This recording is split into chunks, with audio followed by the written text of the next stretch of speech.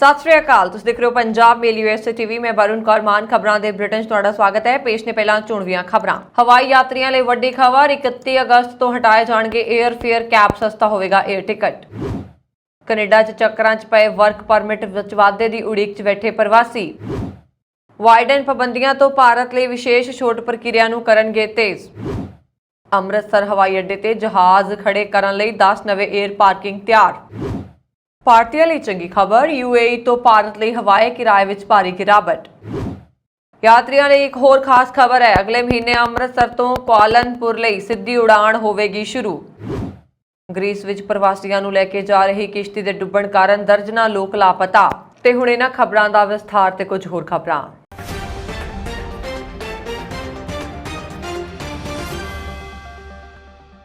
केंद्र सरकार ने कोरोना वायरस महामारी के दौरान 2020 ਵਿੱਚ घरेलू एयरलाइंस ਤੇ लगाई गई हवाई किराए की सीमा ਨੂੰ ਹਟਾਉਣ ਦਾ फैसला किया है। शहरी हवाबाजी मंत्रालय ने बुधवार ਨੂੰ ਟਿਕਟਾਂ ਦੀਆਂ ਕੀਮਤਾਂ ਤੇ ਪਾਬੰਦੀ ਹਟਾਉਂਦੇ ਹੋਏ ਕਿਹਾ कि हवाई किराए की सीमा 31 अगस्त ਤੋਂ हटा दी जाएगी। हवाबाजी मंत्रालय के अनुसार हवाई किराए की सीमा ਨੂੰ हटाਉਣ ਦਾ फैसला रोजाना की मांग ਅਤੇ ETF कीमत विश्लेषण तो बाद लिया गया है। एयर कैप हटाउण नाल एयरलाइंस कंपनियां नूं राहत मिलेगी ਅਤੇ ਉਹ ਉਸੇ ਹਿਸਾਬ ਨਾਲ रेट तय कर ਸਕਣਗੀਆਂ। नवी एयरलाइन कंपनी आकाशा एयरलाइन ने टिकटां सस्ते विच बेच के इंडिगो, गो फर्स्ट समेत एयरलाइंस कंपनियां विचाले मुकाबला बना दिता है। दस दे कि कोरोना महामारी दौरान सरकार ने एयरलाइंस ਲਈ किराया कैप सिस्टम एयर कैप लागू किया सी। इस मुताबक सरकार हर 15 दिनों बाद एयरलाइंस के घट्टो घट्ट ते वध तो वध किराए का बैंड तय करते सी। एयरलाइंस अपने किराए ਨੂੰ इस बैंड तो उपर ਜਾਂ ਹੇਠਾਂ नहीं रख सकਦੀਆਂ ने। मंत्रालय ने कोविड-19 महामारी के कारण 2 ਮਹੀਨਿਆਂ ਦੇ लॉकडाउन तो बाद 25 मई 2020 ਨੂੰ एयरलाइंस दोबारा शुरू होने ਦੇ उड़ान की म्याद के आधार पर घरेलू हवाई किराए ते हेठलियां ते उपरलियां सेवावां लगा दित्तियां सन। इस दे तहत एयरलाइंस 40 मिनटां तो घट समय ਦੀਆਂ घरेलू उड़ाणां ਲਈ 2900 रुपए तो घट ਅਤੇ 8800 रुपए तो ਵੱਧ किराए ਤੇ यात्री तो नहीं वसूल ਸਕਦੀਆਂ। कोरोना वायरस महामारी ने देश ਵਿੱਚ ਹਵਾਬਾਜ਼ੀ ਖੇਤਰ ਨੂੰ ਲਗਭਗ ਤਬਾਹ ਕਰ ਦਿੱਤਾ ਸੀ। ਹਾਲਾਂਕਿ ਹੁਣ ਖੇਤਰੀ ਰਿਕਵਰੀ ਮੋਡ ਵਿੱਚ ਹੈ, ਖਾਸ ਤੌਰ ਤੇ ਹਵਾਈ ਯਾਤਰੀਆਂ ਦੇ ਮਾਮਲੇ 'ਚ ਉਛਾਲ ਆਇਆ ਹੈ। ਕੈਨੇਡਾ ਵਿੱਚ ਵਰਕ ਪਰਮਿਟ ਵਿੱਚ ਵਾਧੇ ਦੀ ਉਡੀਕ ਕਰ ਰਹੇ ਪ੍ਰਵਾਸੀਆਂ ਨੂੰ ਇਮੀਗ੍ਰੇਸ਼ਨ ਵਿਭਾਗ ਦੀ ਗਲਤੀ ਨੇ ਚੱਕਰਾਂ ਵਿੱਚ ਪਾ ਦਿੱਤਾ। ਦਰਅਸਲ IRCC ਨੇ ਬੀਤੇ ਦਿਨੀ ਵਰਕ ਪਰਮਿਟ ਵਿੱਚ ਵਾਧੇ ਦੀਆਂ ਅਪਰੂਵਲ ਭੇਜੀਆਂ ਸਨ, जो कि गलत ईमेल एड्रैस से चलिया गई। इस कारण बहुत सारे लोग कसूत ते फस गए। हालांकि हुण विभाग ने इसकी गलती मानदियां लोगों को अपील की है कि उस संबंधित उम्मीदवारों को दोबारा ईमेल भेजेगा।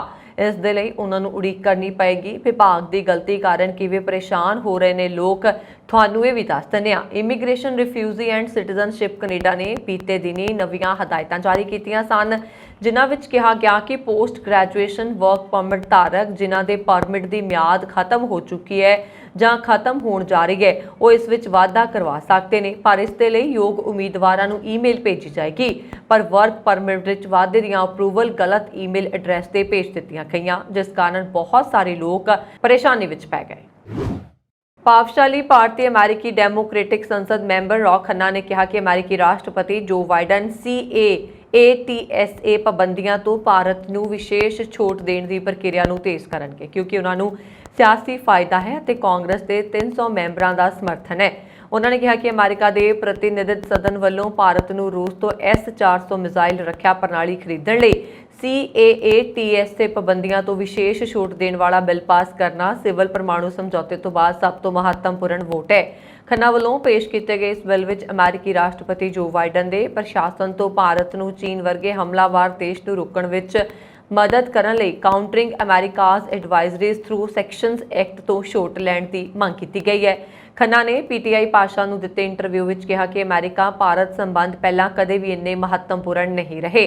ਜਦੋਂ ਤੁਸੀਂ ਵਿਸਤਾਰਵਾਦੀ ਰੂਸ ਨਾਲ ਵਿਸਤਾਰਵਾਦੀ ਚੀਨ ਨੂੰ ਦੇਖਦੇ ਹੋ ਤਾਂ ਮੈਨੂੰ ਲੱਗਦਾ ਹੈ ਕਿ 21ਵੀਂ ਸਦੀ ਵਿੱਚ ਸੰਬੰਧਾਂ ਨੂੰ ਇੱਕ ਨਵਾਂ ਆयाम ਦੇਣ ਜਾ ਰਿਹਾ। ਸਾਨੂੰ ਭਾਰਤ ਨੂੰ ਸਪਸ਼ਟ ਸੰਦੇਸ਼ ਭੇਜਣ ਦੀ ਲੋੜ ਹੈ। ਅਮਰੀਕਾ ਇਸ ਰਿਸ਼ਤੇ ਨੂੰ ਬਹੁਤ ਮਹੱਤਵਪੂਰਨ ਸਮਝਦਾ ਹੈ। ਇਹ ਬਿੱਲ ਅਜੇ ਤੱਕ ਅਮਰੀਕੀ ਸੈਨੇਟ ਵਿੱਚ ਪਾਸ ਨਹੀਂ ਹੋਇਆ।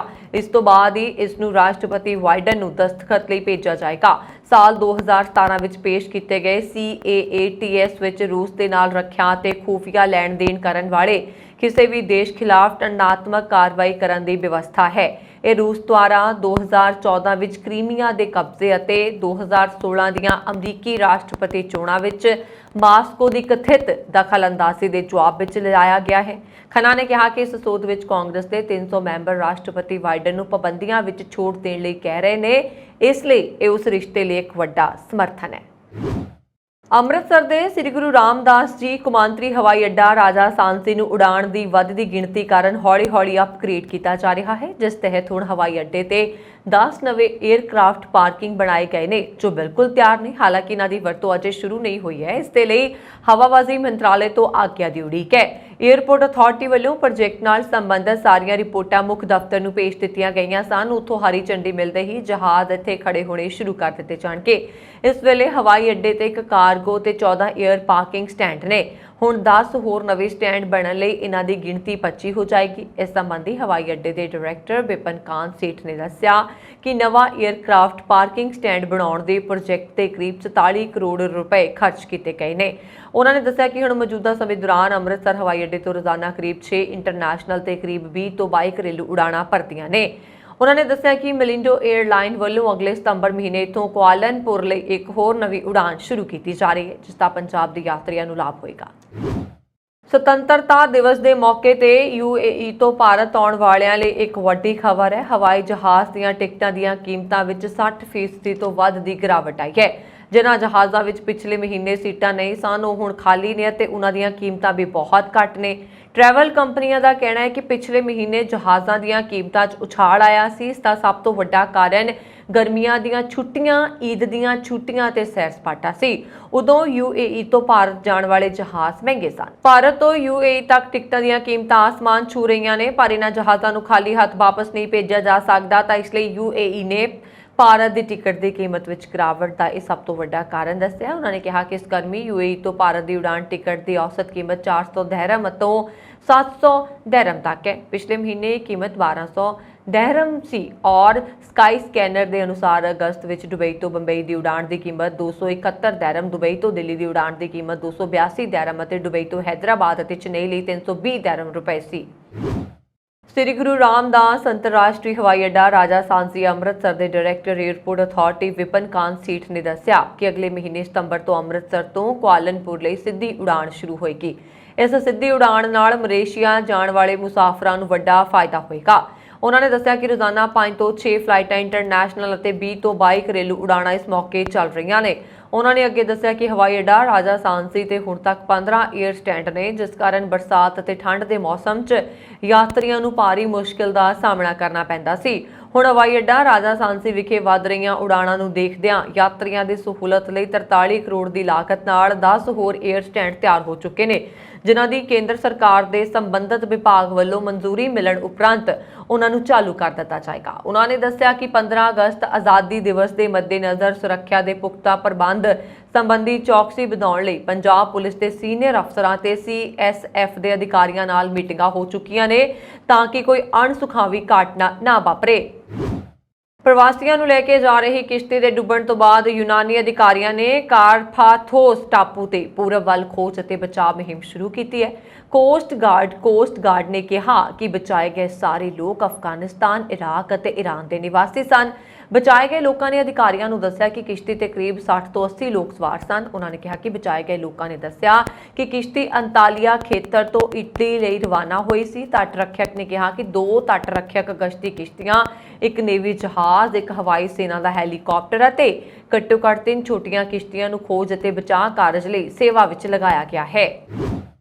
ਚੀਨ ਪਾਕਿਸਤਾਨ ਤੋਂ ਨਿੱਜੀ ਲਾਭ ਲਈ ਕਿਸੇ ਵੀ ਹੱਦ ਤੱਕ ਜਾਣ ਲਈ ਤਿਆਰ ਹੈ। ਇੰਨਾ ਹੀ ਨਹੀਂ, ਚੀਨ ਇਸ ਲਈ ਅੱਤਵਾਦ ਨਾਲ ਸਮਝੌਤਾ ਕਰਨ ਲਈ ਵੀ ਤਿਆਰ ਲੱਗ ਰਿਹਾ। ਦਰਅਸਲ ਸਮਾਚਾਰ ਏਜੰਸੀ ANI ਦੇ ਅਨੁਸਾਰ ਚੀਨ UNSCC ਵਿੱਚ ਪਾਕਿਸਤਾਨ ਸਥਿਤ ਜੈਸ਼-ਏ-ਮੁਹੰਮਦ ਦੇ ਚੋਟੀ ਦੇ ਕਮਾਂਡਰ ਅਬਦੁਲ ਰਊਫ ਅਫਜ਼ਰ ਤੇ ਪਾਬੰਦੀ ਲਗਾਉਣ ਦੇ ਅਮਰੀਕਾ ਤੇ ਭਾਰਤ ਦੇ ਪ੍ਰਸਤਾਵ ਨੂੰ ਮਨਜ਼ੂਰੀ ਦੇਣ ਵਿੱਚ ਦੇਰੀ ਕਰ ਰਿਹਾ ਹੈ, ਜਦੋਂ ਕਿ ਅਮਰੀਕੀ ਖਜ਼ਾਨਾ ਵਿਭਾਗ ਨੇ ਰਾਊਫ ਨੂੰ ਸਾਲ 2010 ਵਿੱਚ ਹੀ ਅੱਤਵਾਦੀਆਂ ਦੀ ਸੂਚੀ 'ਚ ਪਾ ਦਿੱਤਾ ਸੀ। ਇਸ ਤੋਂ ਬਾਅਦ ਸੰਯੁਕਤ ਰਾਸ਼ਟਰ ਸੁਰੱਖਿਆ ਪਰਿਸ਼ਦ ਵਿੱਚ ਇਸ ਨੂੰ ਗਲੋਬਲ ਅੱਤਵਾਦੀ ਐਲਾਨਣ ਦੇ ਲਈ ਮਤਾ ਪਾਸ ਕੀਤਾ ਗਿਆ, ਪਰ ਇਸ ਪਿੱਛੋਂ ਚੀਨ ਹਟਦਾ ਨਜ਼ਰ ਆ ਰਿਹਾ ਹੈ। ਪਾਕਿਸਤਾਨ ਸਥਿਤ ਅੱਤਵਾਦੀ ਸੰਗਠਨ ਜੈਸ਼-ਏ-ਮੁਹੰਮਦ ਦਾ ਮੁੱਖ ਸੰਚਾਲਕ ਮੁਫਤ ਅਬਦੁਲ ਰਊਫ ਅਸਗਰ ਸਿਰਫ 24 ਸਾਲ ਦਾ ਸੀ ਜਦੋਂ ਉਸਨੇ 1999 ਵਿੱਚ ਇੱਕ ਇੰਡੀਅਨ 에ਅਰਲਾਈਨਸ ਦੇ IC-814 ਜਹਾਜ਼ ਨੂੰ ਹਾਈਜੈਕ ਕਰਨ ਦੀ ਸਾਜ਼ਿਸ਼ ਰਚੀ ਸੀ, ਜਿਸ ਵਿੱਚ ਕਰੀਬ 173 ਲੋਕ ਸਵਾਰ ਸੀ। ਇਸ ਹਾਈਜੈਕ ਕਾਰਨ ਭਾਰਤ ਨੂੰ ਅਬਦੁਲ ਰਊਫ ਦੇ ਵੱਡੇ ਭਰਾ ਤੇ ਜੈਸ਼ ਆਗੂ ਮਸੂਦ ਅਜ਼ਹਰ ਨੂੰ ਰਿਹਾ ਕਰਨਾ ਪਿਆ ਸੀ।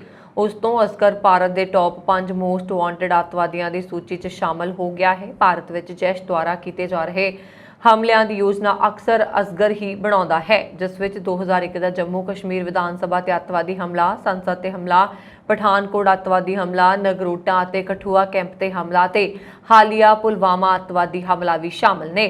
ਭਾਰਤੀ ਖੂਫੀਆ ਏਜੰਸੀ ਮੁਤਾਬਕ ਅਜ਼ਹਰ ਮਸੂਦ ਦੀ ਗੈਰ ਮੌਜੂਦਗੀ 'ਚ ਜੈਸ਼ ਨਾਲ ਜੁੜੇ ਸਾਰੇ ਫੈਸਲੇ ਅਬਦੁਲ ਰਊਫ ਅਜ਼ਹਰ ਲੈਂਦਾ ਹੈ। ਦੱਖਣੀ ਇੰਡੀਆਨਾ ਦੇ ਸ਼ਹਿਰ ਇਵਾਂਸਵਿਲੇ ਵਿੱਚ ਬੁੱਧਵਾਰ ਨੂੰ ਇੱਕ ਘਰ ਵਿੱਚ ਧਮਾਕਾ ਹੋਣ ਕਾਰਨ 3 ਲੋਕਾਂ ਦੀ ਮੌਤ ਹੋ ਗਈ। ਧਮਾਕੇ ਦੇ ਕਾਰਨ ਦਾ ਅਜੇ ਪਤਾ ਨਹੀਂ ਲੱਗ ਸਕਿਆ, ਪਰ ਸ਼ਰਾਬ, ਤੰਬਾਕੂ, ਹਥਿਆਰ ਅਤੇ ਵਿਸਫੋਟਕ ਬਿਊਰੋ ਮਾਮਲੇ ਦੀ ਜਾਂਚ ਕਰ ਰਿਹਾ।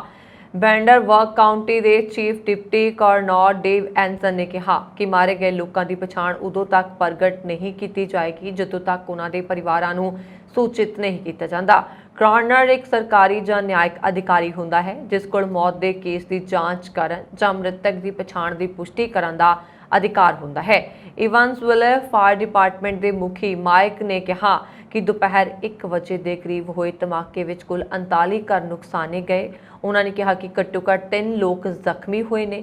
ਅਧਿਕਾਰੀਆਂ ਨੇ ਦੱਸਿਆ ਹੈ ਕਿ ਦੱਖਣੀ ਇੰਡੀਆਨਾ ਦੇ ਸ਼ਹਿਰ ਇਵਾਂਸਵਿਲੇ ਦੇ ਇੱਕ ਘਰ ਵਿੱਚ ਬੁੱਧਵਾਰ ਨੂੰ ਹੋਏ ਧਮਾਕੇ 'ਚ ਘੱਟੋ-ਘੱਟ 3 ਲੋਕ ਜ਼ਖਮੀ ਹੋ ਗਏ ਤੇ ਕਈ ਘਰਾਂ ਨੂੰ ਨੁਕਸਾਨ ਪਹੁੰਚਿਆ। 5 ਸਾਲਾਂ ਵਿੱਚ ਇਲਾਕੇ 'ਚ ਕਿਸੇ ਘਰ ਵਿੱਚ ਧਮਾਕੇ ਦੀ ਇਹ ਦੂਜੀ ਘਟਨਾ ਹੈ। ਇਸ ਤੋਂ ਪਹਿਲਾਂ 27 ਜੂਨ 2017 ਨੂੰ ਹੋਏ ਧਮਾਕੇ 'ਚ 2 ਲੋਕਾਂ ਦੀ ਮੌਤ ਹੋ ਗਈ ਸੀ ਅਤੇ 3 ਹੋਰ ਜ਼ਖਮੀ ਹੋ ਗਏ ਸਨ। ਬੀਤੇ ਦਿਨੀ ਵਾਸ਼ਿੰਗਟਨ ਖੇਤਰ ਦੇ ਸਿੱਖਾਂ ਨੇ 10 ਸਾਲ ਪਹਿਲਾਂ ਵਿਸਕਾਂਸਨ ਦੇ ਓਕ ਕ੍ਰੀਕ ਗੁਰਦੁਆਰਾ ਸਾਹਿਬ ਵਿੱਚ ਮਾਰੇ ਗਏ ਸਿੱਖਾਂ ਦੀ ਯਾਦ ਵਿੱਚ ਅਰਦਾਸ ਵਿਜ਼ਲ ਆਯੋਜਿਤ ਕੀਤਾ। ਯਾਦ ਰਹੇ ਕਿ 10 ਸਾਲ ਪਹਿਲਾਂ ਓਕ ਕ੍ਰੀਕ ਵਿਸਕਾਂਸਨ ਦੇ ਸਿੱਖ ਸੈਂਟਰ ਵਿੱਚ ਇੱਕ ਸਿਰਫਿਰੇ ਬੰਦੂਕਧਾਰੀ ਗੋਰੇ ਨੇ ਗੁਰਦੁਆਰਾ ਸਾਹਿਬ ਵਿੱਚ ਦਾਖਲ ਹੋ ਕੇ 6 ਸਿੱਖਾਂ ਦੀ ਹੱਤਿਆ ਕਰ ਦਿੱਤੀ ਸੀ। ਇਸ ਅਰਦਾਸ ਸਮਾਗਮ ਵਿੱਚ ਵਾਸ਼ਿੰਗਟਨ ਤੇ ਹੋਰ ਦੂਜੇ ਧਰਮਾਂ ਦੇ ਮੁਖੀ, ਲੋਕਲ ਅਤੇ ਨੈਸ਼ਨਲ ਸਰਕਾਰ ਦੇ ਕਈ ਨੁਮਾਇੰਦੇ ਵੀ ਸ਼ਾਮਲ ਹੋਏ, ਜਿਨ੍ਹਾਂ ਨੇ ਸਿੱਖ ਭਾਈਚਾਰੇ ਨਾਲ ਇਕਜੁੱਟਤਾ ਅਤੇ ਸਮਰਥਨ ਦਾ ਪ੍ਰਗਟਾਵਾ ਕੀਤਾ। ਸ਼ੁੱਕਰਵਾਰ 5 ਅਗਸਤ ਨੂੰ ਗੁਰੂ ਗੋਬਿੰਦ ਸਿੰਘ ਫਾਊਂਡੇਸ਼ਨ ਸਿੱਖ ਸੈਂਟਰ ਮੈਰੀਲੈਂਡ ਵਿਖੇ ਮਾਰੇ ਗਏ ਸਿੱਖਾਂ ਦੀ ਅਰਦਾਸ ਵਿਜ਼ਲ ਆਯੋਜਿਤ ਕੀਤੀ ਗਈ, ਜਿਸ ਵਿੱਚ ਬਹੁਤ ਸਾਰੇ ਧਾਰਮਿਕ ਆਗੂ ਤੇ ਸਰਕਾਰੀ ਅਧਿਕਾਰੀ ਸਿੱਖ ਭਾਈਚਾਰੇ ਨਾਲ ਆਪਣੀ ਇਕਜੁੱਟਤਾ ਅਤੇ ਸਮਰਥਨ ਦਾ ਪ੍ਰਗਟਾਵਾ ਕਰਨ ਲਈ ਇਸ ਮੌਕੇ ਤੇ ਪਹੁੰਚੇ ਹੋਏ ਸਨ। ਉਹਨਾਂ 'ਚ ਮੌਂਟਗੋਮਰੀ ਦੇ ਕਾਉਂਟੀ ਐਗਜ਼ੀਕਿਊਟਿਵ ਮਾਰਕ ਐਲਰੀਚ ਨੇ ਪਹਿਲੇ ਸਪੀਕਰ ਵਜੋਂ ਸੰਬੋਧਨ ਕੀਤਾ। ਅਮਰੀਕਾ ਵਿੱਚ ਟਵਿੱਟਰ ਦੇ ਸਾਬਕਾ ਕਰਮਚਾਰੀ ਅਹਿਮਦ ਓਬਾਮਾ ਨੂੰ ਸਾਊਦੀ ਅਰਬ ਲਈ ਜਸੂਸ ਵਜੋਂ ਕੰਮ ਕਰਨ ਅਤੇ ਸਾਊਦੀ ਸਰਕਾਰ ਦੀ ਨਿੰਦਾ ਕਰਨ ਵਾਲੇ ਉਪਭੋਗਤਾਵਾਂ ਦਾ ਨਿੱਜੀ ਡਾਟਾ ਲੀਕ ਕਰਨ ਦਾ ਦੋਸ਼ੀ ਪਾਇਆ ਗਿਆ ਹੈ। ਉਹ ਟਵਿੱਟਰ ਤੇ ਮੱਧ ਪੂਰਬ ਖੇਤਰ ਲਈ ਮੀਡੀਆ ਭਾਈਵਾਲੀ ਮੈਨੇਜਰ ਰਿਹਾ। ਅਹਿਮਦ ਤੇ 3 ਸਾਲ ਪਹਿਲਾਂ ਅਮਰੀਕੀ ਸਰਕਾਰ ਨਾਲ ਰਜਿਸਟਰ ਕੀਤੇ ਬਿਨਾਂ ਸਾਊਦੀ ਅਰਬ ਲਈ ਜਸੂਸ ਵਜੋਂ ਕੰਮ ਕਰਨ ਦਾ ਦੋਸ਼ ਹੈ। ਵਕੀਲਾਂ ਨੇ ਦਲੀਲ ਦਿੱਤੀ ਹੈ ਕਿ ਸਾਊਦੀ ਕਰਾਊਨ ਪ੍ਰਿੰਸ ਮੁਹੰਮਦ ਬਿਨ ਸਲਮਾਨ ਦੀ ਸਰਕਾਰ ਦੇ ਇੱਕ ਪ੍ਰਮੁੱਖ ਮੈਂਬਰ ਨੇ ਆਪਣੇ ਦੁਸ਼ਮਣਾਂ ਦੀ ਜਾਂਚ ਵਿੱਚ ਮਦਦ ਕਰਨ ਲਈ ਓਬਾਮਾ ਨੂੰ ਟੈਪ ਕੀਤਾ। ਕੇਸ ਦੀ ਸੁਣਵਾਈ ਤੋਂ ਬਾਅਦ ਇੱਕ ਜਿਊਰੀ ਨੇ ਅਹਿਮਦ ਨੂੰ 6 ਮਾਮਲਿਆਂ ਵਿੱਚ ਦੋਸ਼ੀ ਪਾਇਆ, ਜਿਸ ਵਿੱਚ ਵਾਇਰ ਫਰਾਡ ਦੀ ਸਾਜ਼ਿਸ਼ ਅਤੇ ਮਨੀ ਲਾਂਡਰਿੰਗ ਦੇ ਗੰਭੀਰ ਦੋਸ਼ ਸ਼ਾਮਲ ਨੇ। ਹਾਲਾਂਕਿ ਅਹਿਮਦ ਨੂੰ ਫਾਇਰ ਫਰਾਡ ਨਾਲ ਸੰਬੰਧਿਤ 5 ਹੋਰ ਦੋਸ਼ਾਂ ਤੋਂ ਵੀ ਬਰੀ ਕਰ ਦਿੱਤਾ ਗਿਆ ਸੀ। ਪੁਲਿਸ ਅਤੇ ਭਾਈਚਾਰੇ ਵਿੱਚ ਤਾਲਮੇਲ ਰੱਖਣ ਵਾਲੀ ਸੰਸਥਾ ਸਿੱਖ ਕਮਿਊਨਿਟੀ ਕੌਂਸਲ ਆਫ ਅਮਰੀਕਾ ਇਸ ਵੇਲੇ ਨਿਊਯਾਰਕ ਦੇ ਰਿਚਮੰਡ ਇਲਾਕੇ 'ਚ ਜਿੱਥੇ ਪੰਜਾਬਣ ਮਨਦੀਪ ਕੌਰ ਨੇ ਘਰੇਲੂ ਕਲੇਸ਼ ਦੇ ਚੱਲਦਿਆਂ ਆਤਮ ਹੱਤਿਆ ਕਰ ਲਈ ਸੀ, ਮਾਮਲੇ ਦੀ ਪੈਰਵਾਈ ਕਰ ਰਹੀ ਹੈ। ਕੌਂਸਲ ਦੇ ਬੁਲਾਰੇ ਗਿਆਨੀ ਰਣਜੀਤ ਸਿੰਘ ਨੇ ਦੱਸਿਆ ਕਿ ਹਾਲ ਦੀ ਘੜੀ ਮਨਦੀਪ ਕੌਰ ਦਾ ਸੰਸਕਾਰ ਅਤੇ ਅੰਤਿਮ ਰਸਮਾਂ ਦਾ ਫੈਸਲਾ ਮੁਲਤਵੀ ਕਰ ਦਿੱਤਾ ਗਿਆ ਹੈ, ਕਿਉਂਕਿ ਮਨਦੀਪ ਦੇ ਮਾਤਾ-ਪਿਤਾ ਨੂੰ ਪੰਜਾਬ ਤੋਂ ਅਮਰੀਕਾ ਲਿਆਉਣ ਦੇ ਯਤਨ ਕੀਤੇ ਜਾ ਰਹੇ ਨੇ ਤਾਂ ਜੋ ਮਾਪੇ ਆਪਣੀ ਧੀ ਦਾ ਆਖਰੀ ਵਾਰ ਚਿਹਰਾ ਦੇਖ ਸਕਣ ਅਤੇ ਉਸ ਦੀਆਂ 2 ਮਾਸੂਮ ਬੱਚੀਆਂ ਦੀ ਸਾਂਭ ਸੰਭਾਲ ਦਾ ਪ੍ਰਬੰਧ ਕੀਤਾ ਜਾ ਸਕੇ। ਸਿੱਖ ਕਮਿਊਨਿਟੀ ਕੌਂਸਲ ਦੇ ਪ੍ਰਧਾਨ ਬਲਕਾਰ ਸਿੰਘ ਸੱਲਾ, ਸਰਪ੍ਰਸਤ ਹਰਵੰਸ ਸਿੰਘ ਢਿੱਲੋਂ ਅਤੇ ਹੋਰਾਂ ਨੇ ਇਸ ਦਰਦਨਾਕ ਮੌਤ ਤੇ ਦੁੱਖ ਦਾ ਪ੍ਰਗਟਾਵਾ ਕਰਦਿਆਂ ਦੋਸ਼ੀ ਨੂੰ ਸਜ਼ਾ ਦਿਵਾਉਣ ਵਿੱਚ ਹਰ ਸੰਭਵ ਕਾਨੂੰਨੀ ਚਾਰਾਜ਼ੋਈ ਕਰਨ ਦੀ ਵੀ ਗੱਲ ਆਖੀ ਹੈ। ਸੰਸਗੋਲਾ ਨੇ ਦੱਸਿਆ ਕਿ ਇਹ ਪਤੀ ਪਤਨੀ ਕੁਝ ਸਮਾਂ ਪਹਿਲਾਂ ਉਹਨਾਂ ਦੇ ਮਕਾਨ 'ਚ ਕਿਰਾਏਦਾਰ ਸਨ ਤੇ ਹੁਣ ਉਹਨਾਂ ਦੇ ਗੁਆਂਢੀ ਸਨ। ਮਨਦੀਪ ਕੌਰ ਬੇਹੱਦ ਸਾਊ ਤੇ ਗੁਰੂ ਘਰ ਵਿੱਚ ਸੇਵਾ ਕਰਨ ਵਾਲੀ ਸੀ। ਉਹਨਾਂ ਦੇ ਝਗੜੇ 'ਚ ਪਹਿਲਾਂ ਵੀ ਮਦਦ ਕਰਦੇ ਸਨ, ਪਰ ਮਨਦੀਪ ਕੌਰ ਵੱਲੋਂ ਪਤੀ ਖਿਲਾਫ ਕੋਰਟ ਕੇਸ ਵਾਪਸ ਲੈਣ ਕਰਕੇ ਕੋਈ ਵੀ ਦਖਲ ਅੰਦਾਜ਼ੀ ਕਰਨ ਤੋਂ ਅਸਮਰਥ ਸਨ ਤੇ ਘਰੇਲੂ ਕਲੇਸ਼ ਦੇ ਚਲਦਿਆਂ ਮਨਦੀਪ ਕੌਰ ਨੂੰ ਆਪਣੀ ਜਾਨ ਗਵਾਉਣੀ ਪਈ। ਪਿਛਲੇ ਕੁਝ ਸਮੇਂ 'ਚ ਕੈਨੇਡਾ ਦੇ ਬਹੁਤ ਸਾਰੇ ਸ਼ਹਿਰਾਂ 'ਚ ਟਾਊਨਾਂ 'ਚ ਹੁਣ ਆਮ ਵਿਅਕਤੀ ਲਈ ਘਰ ਲੈਣਾ ਸੁਪਨਾ ਬਣਦਾ ਜਾ ਰਿਹਾ ਹੈ ਤੇ ਹੁਣ ਘਰਾਂ ਦੀਆਂ ਕੀਮਤਾਂ ਚਾਹੇ ਭਾਰੀ ਉਛਾਲ ਨੇ ਕਿਰਾਏ ਤੇ ਰਹਿਣ ਵਾਲੇ ਲੋਕਾਂ ਲਈ ਵੱਡੀ ਮੁਸੀਬਤ ਖੜੀ ਕਰ ਦਿੱਤੀ ਹੈ, ਜਿਨ੍ਹਾਂ 'ਚ ਸਭ ਤੋਂ ਵੱਧ ਅੰਤਰਰਾਸ਼ਟਰੀ ਵਿਦਿਆਰਥੀ ਪ੍ਰਭਾਵਿਤ ਹੋ ਰਹੇ ਨੇ। ਜਾਣਕਾਰੀ ਤੋਂ ਪਤਾ ਲੱਗਿਆ ਹੈ ਕਿ ਜੋ ਘਰ 3 ਲੱਖ ਦੇ ਹਨ, ਉਹਨਾਂ ਦੀ ਕੀਮਤ ਦੁੱਗਣੀ ਤੋਂ ਵੀ ਉੱਪਰ ਹੋ ਗਈ ਹੈ ਤੇ ਕੈਨੇਡਾ ਦੇ ਇਤਿਹਾਸ ਵਿੱਚ ਇਹ ਪਹਿਲੀ ਵਾਰ ਹੋਇਆ ਹੈ ਕਿ 26 ਤੋਂ 30% ਕਿਰਾਏ 'ਚ ਵਾਧਾ ਹੋਇਆ। ਜੋ ਮਕਾਨ $1200 ਕਿਰਾਏ ਤੇ ਮਿਲਦਾ ਸੀ, ਅੱਜ ਉਹ $1700 ਵੱਧ ਡਾਲਰ ਤੇ ਮਿਲ ਰਿਹਾ। ਸੌਰੀ ਵਿੱਚ ਲਾਪਤਾ ਹੋਈ ਭਾਰਤੀ ਮੂਲ ਦੀ ਬਜ਼ੁਰਗ ਮਹਿਲਾ ਸਹੀ ਸਲਾਮਤ ਮਿਲ ਗਏ ਨੇ। 88 ਸਾਲਾਂ ਦੇ ਤਰਸੇਮ ਸੁਮਲ 8 ਅਗਸਤ ਨੂੰ ਸਵੇਰੇ 11:30 ਵਜੇ ਲਾਪਤਾ ਹੋਏ ਸਨ। ਉਹਨਾਂ ਦੇ ਮਿਲਣ ਮਗਰੋਂ RCMP ਨੇ ਮਦਦ ਲਈ ਲੋਕਾਂ ਦਾ ਧੰਨਵਾਦ ਕੀਤਾ। ਸਰੀ ਦੀ ਰਾਇਲ ਕੈਨੇਡੀਅਨ ਮਾਊਂਟੇਡ ਪੁਲਿਸ ਨੇ ਤਰਸੇਮ ਸੁਮਲ ਦੇ ਲਾਪਤਾ ਹੋਣ ਸੰਬੰਧੀ ਜਾਣਕਾਰੀ ਜਨਤਕ ਕਰਦਿਆਂ ਉਹਨਾਂ ਦੀ ਭਾਲ ਲਈ ਲੋਕਾਂ ਤੋਂ ਮਦਦ ਮੰਗੀ ਸੀ, ਪਰ ਹੁਣ ਇਹ ਬਜ਼ੁਰਗ ਮਹਿਲਾ ਸਹੀ ਸਲਾਮਤ ਮਿਲ ਗਏ ਨੇ। ਇਹਨਾਂ ਦੇ ਚਲਦਿਆਂ ਪਰਿਵਾਰ ਤੇ ਪੁਲਿਸ ਨੇ ਸੁੱਖ ਦਾ ਸਾਹ ਲਿਆ ਹੈ।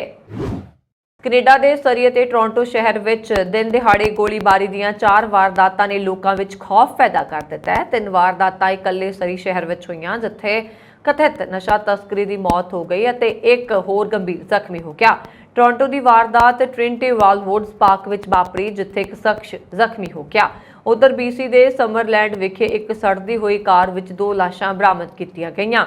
ਪਹਿਲੀ ਵਾਰਦਾਤ ਸਰੀ ਦੇ 108ਵੇਂ ਐਵਨਿਊ ਦੇ 14800 ਬਲਾਕ ਵਿੱਚ ਵਾਪਰੀ, ਜਿੱਥੇ ਇੱਕ ਟੈਕਸੀ 'ਚ ਜਾ ਰਹੇ ਸ਼ਖਸ ਨੂੰ ਨਿਸ਼ਾਨਾ ਬਣਾਉਂਦਿਆਂ ਗੋਲੀਬਾਰੀ ਕੀਤੀ ਗਈ। ਹਮਲਾਵਰ ਨੇ ਡਰਾਈਵਰ ਵੀ ਨਾ ਬਖਸ਼ਿਆ ਤੇ ਉਸ ਨੂੰ ਵੀ ਗੋਲੀ ਮਾਰ ਕੇ ਜ਼ਖਮੀ ਕਰ ਦਿੱਤਾ। ਜਨਤਕ ਥਾਂ ਤੇ ਦਿਨ ਦਿਹਾੜੇ ਗੋਲੀਬਾਰੀ ਨੇ ਉੱਥੇ ਮੌਜੂਦ ਲੋਕਾਂ ਅੰਦਰ ਸਹਿਮ ਪੈਦਾ ਕਰ ਦਿੱਤਾ। ਕੈਨੇਡਾ ਦੇ ਬ੍ਰਿਟਿਸ਼ ਕੋਲੰਬੀਆ ਸੂਬੇ 'ਚ ਪਈ ਸਖਤ ਗਰਮੀ ਕਾਰਨ 16 ਵਿਅਕਤੀਆਂ ਦੀ ਮੌਤ ਹੋ ਗਈ ਹੈ। ਬ੍ਰਿਟਿਸ਼ ਕੋਲੰਬੀਆ ਕੋਰੋਨਰ ਸਰਵਿਸਿਜ਼ ਏਜੰਸੀ ਵੱਲੋਂ ਦੱਸਿਆ ਗਿਆ ਕਿ ਗਰਮੀ ਕਾਰਨ 40 ਤੋਂ 49 ਸਾਲ ਦੀ ਉਮਰ ਦੇ 2 ਅਤੇ 50 ਤੋਂ 59 ਸਾਲ ਦੀ ਉਮਰ ਦੇ 2, 60 ਤੋਂ 69 ਸਾਲ ਦੇ 3, 70 ਤੋਂ 78 ਸਾਲ ਦੇ 6, 80 ਤੋਂ 99 ਸਾਲ ਦੇ 2 ਅਤੇ ਇੱਕ 90 ਸਾਲ ਦੀ ਉਮਰ ਦੀ ਵਿਅਕਤੀ ਦੀ ਮੌਤ ਹੋ ਗਈ ਹੈ। ਬ੍ਰਿਟਿਸ਼ ਕੋਲੰਬੀਆ 'ਚ ਕਈ ਥਾਵਾਂ ਤੇ ਜੰਗਲੀ ਅੱਗਾਂ ਲੱਗੀਆਂ ਹੋਈਆਂ ਨੇ, ਜਿੱਥੇ ਇੰਟੀਰੀਅਰ ਖਿੱਤੇ 'ਚ ਤਾਪਮਾਨ 40 ਡਿਗਰੀ ਸੈਲਸੀਅਸ ਤੱਕ ਹੋ ਗਿਆ ਸੀ ਤੇ ਧੂਏ ਕਾਰਨ ਲੋਕਾਂ ਨੂੰ ਸਾਹ ਲੈਣ 'ਚ ਦਿੱਕਤ ਆ ਰਹੀ ਹੈ। ਮੌਸਮ ਵਿਭਾਗ ਵੱਲੋਂ ਆਉਂਦੇ ਦਿਨਾਂ 'ਚ ਹੋਰ ਗਰਮੀ ਪੈਣ ਦੀ ਪੇਸ਼ੀਨਗੋਈ ਕੀਤੀ ਗਈ ਹੈ। ਚੀਨ ਨੇ ਬੁੱਧਵਾਰ ਨੂੰ ਐਲਾਨ ਕੀਤਾ ਕਿ ਉਸਨੇ ਅਮਰੀਕੀ ਪ੍ਰਤੀਨਿਧਤ ਸਭਾ ਦੀ ਸਪੀਕਰ ਨੈਂਸੀ ਪੈਲੋਸੀ ਦੀ ਤਾਈਪੇ ਯਾਤਰਾ ਖਿਲਾਫ ਤਾਇਵਾਨ ਦੇ ਆਲੇ ਦੁਆਲੇ 10 ਦਿਨਾਂ ਦਾ ਫੌਜੀ ਅਭਿਆਸ ਸਫਲਤਾਪੂਰਵਕ ਪੂਰਾ ਕਰ ਲਿਆ। ਸਰਕਾਰੀ ਗਲੋਬਲ ਟਾਈਮਜ਼ ਅਖਬਾਰ ਨੇ ਟਵੀਟ ਕੀਤਾ ਕਿ ਪੀਪਲਜ਼ ਲਿਬਰੇਸ਼ਨ ਆਰਮੀ ਦੀ ਪੂਰਬੀ ਥੀਏਟਰ ਕਮਾਂਡ ਨੇ ਕਿਹਾ ਕਿ ਤਾਇਵਾਨ ਦੇ ਆਲੇ ਦੁਆਲੇ ਸੰਯੁਕਤ ਫੌਜੀ ਮੁਹਿੰਮ ਸਫਲਤਾਪੂਰਵਕ ਪੂਰੀ ਹੋ ਗਈ ਹੈ। ਇੱਕ ਸਰਕਾਰੀ ਸਮਾਚਾਰ ਏਜੰਸੀ ਨੇ ਪੂਰਬੀ ਥੀਏਟਰ ਕਮਾਂਡ ਦੇ ਬੁਲਾਰੇ ਸੀਨੀਅਰ ਕਰਨਲ ਸ਼ੀਜੀ ਦੇ ਹਵਾਲੇ ਨਾਲ ਕਿਹਾ ਕਿ ਕਮਾਂਡ ਨੇ ਹਾਲ ਹੀ ਵਿੱਚ ਤਾਇਵਾਨ ਟਾਪੂ ਦੇ ਆਲੇ ਦੁਆਲੇ ਸਮੁੰਦਰ ਅਤੇ ਆਸਮਾਨ ਵਿੱਚ ਸੰਯੁਕਤ ਫੌਜੀ ਅਭਿਆਨ ਚਲਾਇਆ ਅਤੇ ਸਫਲਤਾਪੂਰਵਕ ਪੂਰਾ ਕੀਤਾ। ਯੀ ਨੇ ਕਿਹਾ ਕਿ PLA ਦੀ ਥੀਏਟਰ ਕਮਾਂਡ ਤਾਇਵਾਨ ਜਲਮਰੂ ਮੱਧ ਵਿੱਚ ਬਦਲ ਰਹੀ ਸਥਿਤੀ ਦੀ ਨੇੜਿਓਂ ਨਜ਼ਰ ਰੱਖੇਗੀ, ਸਿਖਲਾਈ ਅਤੇ ਲੜਾਈ ਲਈ ਤਿਆਰੀਆਂ ਕਰੇਗੀ, ਨਿਯਮਿਤ ਰੂਪ ਨਾਲ ਲੜਾਕੂ ਤਿਆਰੀਆਂ ਨਾਲ ਪੁਲਿਸ ਗਸ਼ਤ ਕਰੇਗੀ ਅਤੇ ਰਾਸ਼ਟਰੀ ਪ੍ਰਭੂਸੱਤਾ ਅਤੇ ਖੇਤਰੀ ਅਖੰਡਤਾ ਦੀ ਰੱਖਿਆ ਕਰੇਗੀ।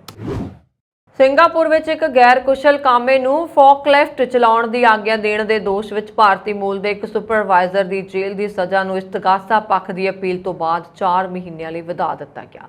ਮੀਡੀਆ 'ਚ ਆਈ ਖਬਰ ਇਹ ਜਾਣਕਾਰੀ ਦਿੱਤੀ ਗਈ ਹੈ ਕਿ ਸਟ੍ਰੇਟ ਟਾਈਮਜ਼ ਅਖਬਾਰ ਦੀ ਖਬਰ ਅਨੁਸਾਰ ਸਾਲ 2019 ਵਿੱਚ ਕੇਚੂ ਮਰੀਨ ਵਿੱਚ ਇੱਕ ਸੁਪਰਵਾਈਜ਼ਰ ਵਜੋਂ ਕੰਮ ਕਰਨ ਵਾਲੇ ਜ਼ੇਦੂਵਾਕਾ ਮਾਲੀ ਨਾਇਡੂ ਨੇ ਸ਼ਨਮੁਗਮ ਸਿਵਾਰਾਸਤੂ ਨਾਮ ਦੇ ਗੈਰ ਕੁਸ਼ਲ ਮਜ਼ਦੂਰ ਨੂੰ ਇੱਕ ਸ਼ਿਪਯਾਰਡ ਤੇ ਫੋਕਲਿਫਟ ਚਲਾਉਣ ਦੀ ਆਗਿਆ ਦੇ ਦਿੱਤੀ, ਜਿਸ ਦੇ ਬ੍ਰੇਕ ਖਰਾਬ ਸਨ। ਇਸ ਦੌਰਾਨ ਸ਼ਿਵਰਾਸਤੂ ਨੇ ਫੋਕਲਿਫਟ ਦੀ ਰਫ਼ਤਾਰ ਵਧਾ ਦਿੱਤੀ, ਜਿਸ ਕਾਰਨ ਇਹ ਹਾਦਸਾਗ੍ਰਸਤ ਹੋ ਗਈ ਤੇ ਇਤਿਹਾਸ ਦੇ ਵਿੱਚ ਬੰਗਲਾਦੇਸ਼ੀ ਦੇ ਮੂਲ 30 ਸਾਲਾ ਮਜ਼ਦੂਰ ਦੀ ਮੌਤ ਹੋ ਗਈ। ਨਾਲ ਹੀ ਨੇੜੇ ਖੜਾ ਇੱਕ ਹੋਰ ਵਿਅਕਤੀ ਵੀ ਜ਼ਖਮੀ ਹੋ ਗਿਆ।